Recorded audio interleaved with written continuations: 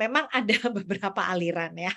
Nah, tapi kalau, kita kita punya ada waktu, ada pengetahuan, kemudian ada akses untuk membuat, tentunya empasi homemade itu, yang paling bagus ya. Karena apa? Karena dia fresh dan kita bisa, membuat sesuai dengan ketersediaan bahan pangan yang ada di sekeliling ya.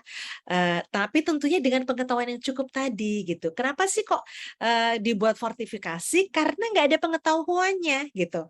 Nah, jadi kalau kita sudah, punya pengetahuan, punya cara bagaimana bagaimana membuat, empasi supaya dia rasanya yummy, supaya dia tampilannya bagus, supaya, bayinya nggak GTM. Nah, tentunya itu. Nah, dibuat fortifikasi itu sebetulnya karena apa? Karena masih banyak masyarakat yang belum memahami, yang belum teredukasi, yang bagaimana sih empati yang benar itu, gitu. Ya tadi kan banyak mitos-mitos, oh empati pertama dikasihnya pure buah, dikasihnya pure sayur, dikasihnya yang rendah protein, dikasihnya yang rendah lemak gitu, dan volumenya sedikit gitu kan bayinya masih belum memerlukan, oke jadi cuman 2 sendok makan aja oke gitu. Nah padahal yang tepat itu misalnya untuk daging sapi itu minimal memberikan, 100 gram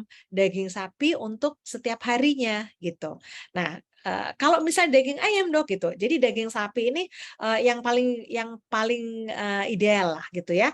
Proteinnya lebih paling tinggi, kadar gizinya paling tinggi, kemudian, zat besinya paling tinggi. Jadi kalau kita memberikan misalnya, dikonversikan ke daging ayam, tentunya ini menjadi lebih lebih tinggi gramnya. Kemudian kalau kita memberikan 1 butir telur setiap hari dalam 6 bulan berturut-turut, itu kita sudah menurunkan angka resiko terjadinya stunting itu sebesar kurang lebih 47 sampai 50% dan angka kejadian underweight itu 74% gitu. Jadi, sangat-sangat bermakna padahal itu, sesuatu yang, gampang gitu ya, yang gampang dibuat gitu, telur telur tersebut. Kalau kita mau bikin, semacam cawan musi gitu, itu sangat-sangat, mudah membuatnya, cuman 5 menit kita membuatnya.